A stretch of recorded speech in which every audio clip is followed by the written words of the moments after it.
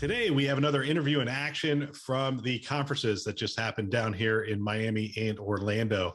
My name is Bill Russell. I'm a former CIO for a 16 hospital system and creator of This Week Health, a set of channels dedicated to keeping health IT staff current and engaged. We want to thank our show sponsors who are investing in developing the next generation of health leaders: Gordian Dynamics, Quill Health, Tausight, Nuance, Canon Medical, and Current Health. Check them out at thisweekhealth.com/today.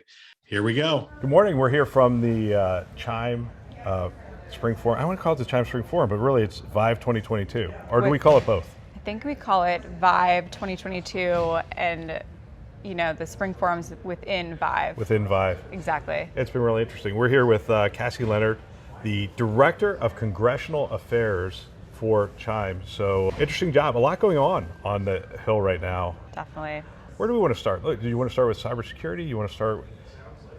I think cyber would be a good place to start. It's amazing. So we have the conflict or war going on in the Ukraine right now, and CHIME has been really helping health systems to understand the heightened state of awareness that is required. Is that coming out of the federal government? Is that coming out of partnerships with them who are saying, look, hey, here's what's going on, and we're just disseminating that out to the community? Yeah, so I think a big asset, I guess what CHIME can bring to the table is that we provide a lot of resources for our members, especially the public policy team.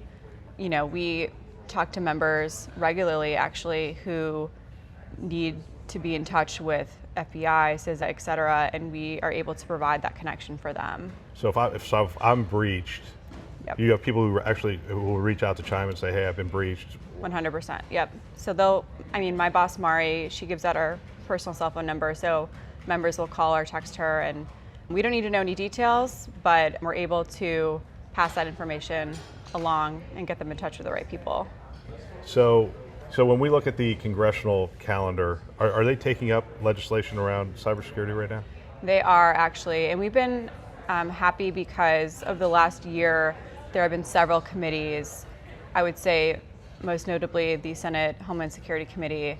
They recently passed a package of 3 cyber bills out of the Senate by unanimous consent, and we've been following that really closely. Right, so 3 bills out of the Senate. Mm-hmm. I feel like we're doing Schoolhouse Rock here again. So, but when they come out of the Senate, they still have to go over to the House? Exactly. Yeah. So that package of bills has not passed the House yet, but there is one in particular we've been following really closely, the Cyber Incident Reporting Act, because that would actually impact our members pretty significantly. Cyber Incident Reporting Act. I believe I'm saying that right, yep. CISAC?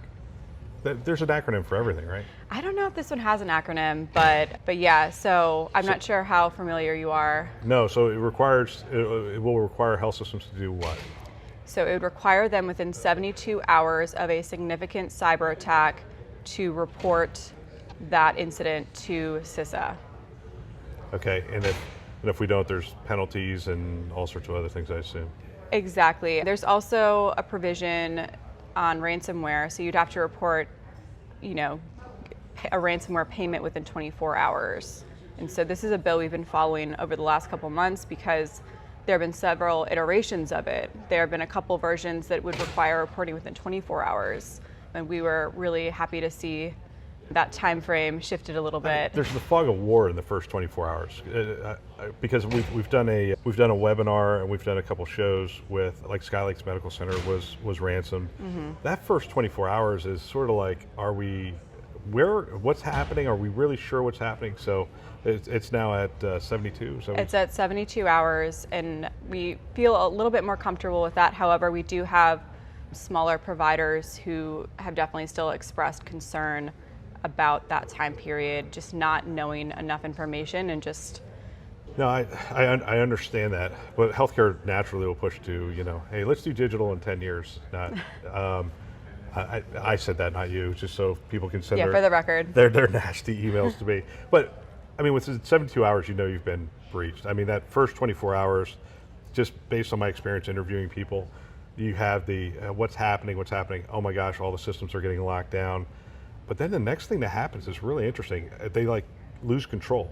So the FBI comes in and they start doing an investigation, and it's a crime scene. and the IT teams are told don't touch the system. So you actually do have some time from the time those entities start coming in and doing an investigation to notify.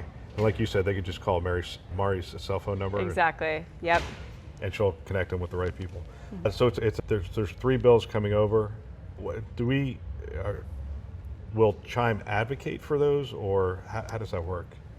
So we actually expressed some concerns with the cyber incident reporting bill, kind of behind the scenes, if you will, just due to the definition of a cyber incident.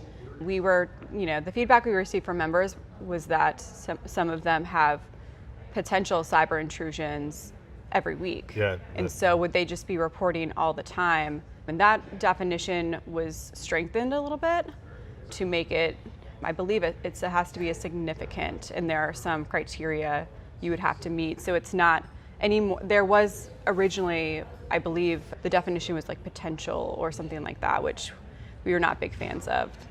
Right, because I do talk to health systems and they say, look, we do have these people who penetrate our network from time to time, but we have these really the architecture and the framework in place that they don't go too far wide, and so they get sort of quarantined off.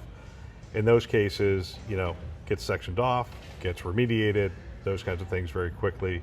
So that may not fall into that category. It has to be something that either leads to, I'm not sure if you know the exact verb. Yeah, I would have to look at the definition, but I believe it has to have certain requirements, potentially like national security implications. So we're talking national security at this point. I mean, that's how they're looking at this cybersecurity situation. I believe so. And like I said, it's been kind of a joint effort between the Homeland Security Committee and Senator Warner, who, as you know, is the chairman of the Intelligence Committee. So it's definitely a multi-committee and also a bicameral piece of legislation. And so I know that Senators Peter and Portman are really pushing for the House to pass this quickly due to the conflict in Ukraine. So it'll be interesting to see if maybe they tack it on to this March 11th spending bill. And it's bipartisan. It is bipartisan. Okay, so it has a good chance of getting through at this point. I think so, honestly, yeah. So you came into this role in March of 2020, right at the beginning of the pandemic. It was pretty much when everything was shutting down. So have you spent much time on the Hill? I was on the Hill for 6 years before coming to CHIME. I spent 3 years on the Senate side and 3 years on the House side. Okay, but since that March time, it hasn't been business as usual, has it? It hasn't. It's been all cyber all the time, I would say.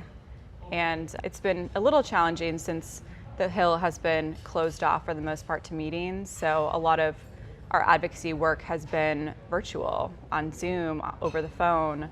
So I know that our team, at least, is really looking forward to going back in person at least a few days a week and meeting with people in person. So for CHIME, are we coordinating efforts to have CIOs and others advocate for these things, or is it mostly through CHIME that we're doing those things? We have utilized our CIO and CISO members in a few ways up until this point, but I would love to bring someone like Eric Decker on the Hill, who's really obviously strong, and he's the co-chair of the 405G task group. I would love to bring him on the Hill and take him to a meeting and so they could hear firsthand. We actually hope to do a Hill briefing with staff, virtual or in person this year. That would, just so they can hear firsthand on what hospitals are facing. Exactly, what they've been going through the past 2 years. That is sort of your role. I mean, I've heard, the bubble of Washington sort of happens, and sometimes just bringing people in and saying, okay, here's what hospitals are facing, here's how many attacks we get a day, here's the intrusions we get every year. They're like, oh, okay, I'm not sure I recognize that this problem was as pervasive or challenging. Exactly. I mean, it's one thing coming from me as a government affairs person, it's another thing coming directly from a health system that, had a ransomware attack. Yeah. I mean, that's huge, so. Absolutely. Cassie, thank you for your time. Thanks so much, Bill. I appreciate it. Another great interview. I want to thank everybody who spent time with us at the conferences. It is phenomenal that you shared your wisdom and your experience with the community, and it is greatly appreciated. We also want to thank our channel sponsors who are investing in our mission to develop the next generation of health leaders: Gordian Dynamics, Quill Health, Tausight, Nuance, Canon Medical, and Current Health. Check them out at thisweekhealth.com/today. Thanks for listening. That's all for now.